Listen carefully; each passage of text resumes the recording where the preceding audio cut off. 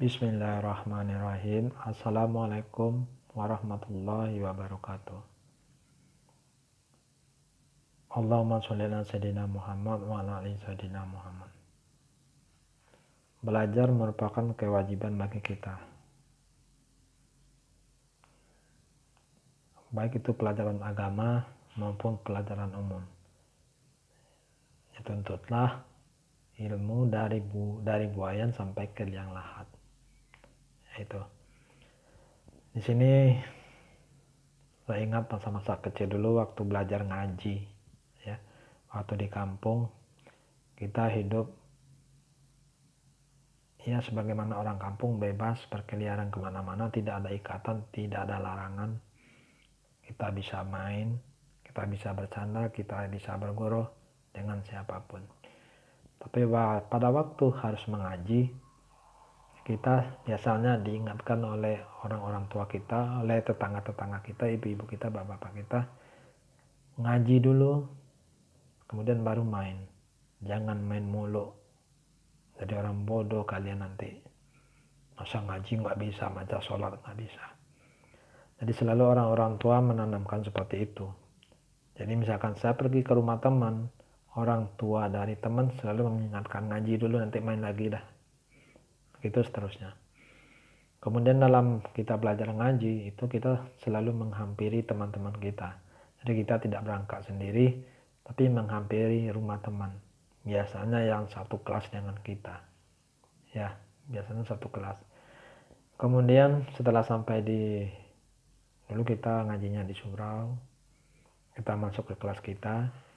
Beda dengan sekarang, kalau sekarang iqra, kalau dulu kita ngajinya itu masih alif bata, masih diejah. Mungkin yang bapak-bapak yang berumur 40 tahunan mungkin masih ingat alif bata, kemudian alif fathah, alif kasroi, alif damau, kemudian juga ada an-inun, anakum, banakum, dan sebagainya. Dan itu semuanya diajar. Jadi lama kita dulu baru sampai Al-Quran. Ya, saya masih ingat teman-teman saya waktu masih kecil dulu, kita masih kecil dulu, SMP atau kelas 6 baru kita bisa memegang Al-Quran, masuk pada pelajaran Al-Quran. Nah biasanya di anakum banakum ini itu kita naik turun. Artinya naik turun itu dari alif bisa, kemudian melanjutkan ke an-in-un. Ya, dulu ibaratnya kelasnya seperti itu. Tidak bisa turun lagi ke alif fathah. Bisa an-in-un naik ke anakum banakum. Tidak bisa turun lagi. Begitu seterusnya. Ya, sampai jujur aja saya tidak pernah tamat. Tapi alhamdulillah di luaran itu kita di luar kegiatan mengaji kita bisa. Jadi kelas 6 kita baru bisa masuk pelajaran Al-Quran itu pun senangnya minta ampun. Ya. Bagaimana dengan kondisi sekarang? Kondisi sekarang itu mungkin lebih praktis, lebih mudah, lebih gampang. Itu dengan metode iqra. Bahkan dulu pernah saya waktu bantu ya belajar mengaji, menyemak anak-anak. Ada yang kelas 3 aja mereka udah Al-Quran. Ya bahkan karena dengan iseng ya, karena saya juga iseng, anak kelas 3 ini saya suruh baca Iqra ke-6 lagi. Begitu terbata-bata saya tahan, udah kamu di sini dulu aja. Nah, akhirnya dimantapkan dulu lagi di 6, kemudian baru nanti kita kembalikan ke Al-Quran. Ya, itu. Jadi sekarang anak-anak sekarang untuk Al-Quran itu lebih cepat daripada kita dulu. Cuma mungkin istilahnya pemahamannya yang berbeda. Kalau kita sampai sekarang masih ingat, masih nempel di kepala kita. Ya, kalau kita dulu pulang dari surau atau dari musola, itu kita sambil pulang itu pelajaran itu kita ulang. Sambil larian alif bata sajim ha kho. Bahkan dalam pulang pun kita a i u ba bi bu ta ti tu sampai ke rumah. Kemudian setelah an in un ban bin bu, nah itu kita ulang-ulangi terus. Ya gimana tidak akan lengket. Bahkan anakum banakum tanakum sampai sekarang itu masih ingat. Ya itu setiap zaman ya tentunya berbeda cara penyampaiannya, berbeda pengalamannya. Cuma itu pengalaman kita yang dulu-dulu. Bagaimana dengan zaman sekarang? Itu lebih cepat, lebih praktis. Nah, semoga kalau seandainya ada putra-putri, bapak-bapak, ibu-ibu yang SD-nya sudah katam, sudah sudah diwisuda, sudah dilantik, tolonglah diawasi, tolonglah diingatkan untuk mengulangi lagi pelajarannya. Karena dulu saya pernah bertanya kepada anak yang sudah katam, jadi masih SD, ada yang kelas 5, ada kelas 6, ada yang kelas 4 dan sebagainya. Pernah saya tanya, di rumah diulang lagi enggak? Enggak. Nah, artinya apa? Bisa jadi nanti suatu saat mereka akan lupa. Nah, itulah sekarang. Dulu pernah juga saya anggaplah namanya konsultasi atau tukar-tukar pikiran, saya prihatin. Anak SD sudah Quran, kemudian apakah nanti mereka waktu SMP-nya masih baca Quran enggak ya? Nah, bagaimana kalau seandainya kita buat kelanjutannya? Mungkin ya namanya ada yang kiroahnya kita perbaiki dan sebagainya. Jadi itu aja.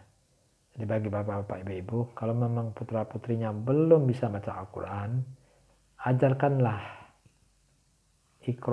dari ikrok dulu aja. Kemudian lanjut bisa Quran.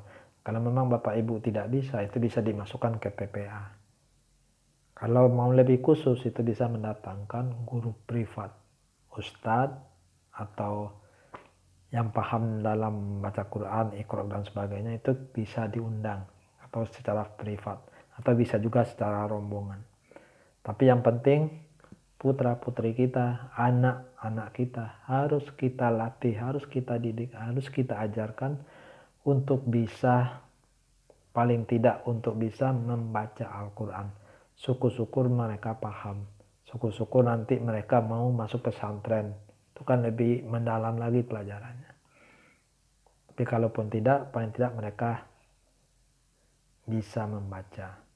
Nah, biasanya dalam waktu kita mengaji dulu itu juga diajarkan tentang sholat. Nah, di sana juga kita belajar sholat, kita juga belajar ngaji. Nah, semoga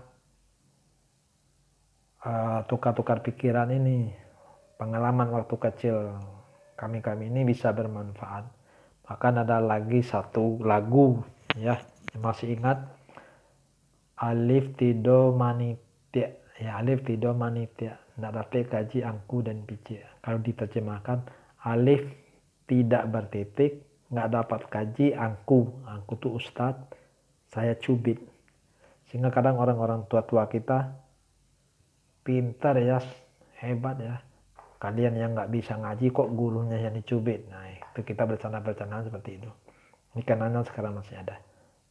Semoga bermanfaat bagi kita semua pengalaman yang sedikit ini, tukar-tukar pikiran ini.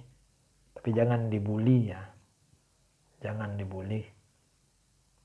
Saya cuma bermaksud berbagi pengalaman, kita saling mengingatkan dalam kebaikan. Bahwasanya putra-putri kita harus kita ajarkan membaca Al-Quran, sholat dan sebagainya.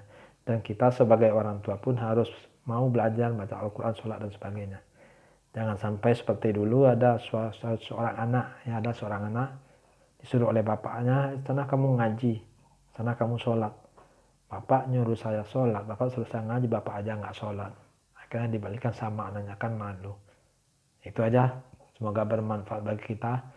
Assalamualaikum warahmatullahi wabarakatuh.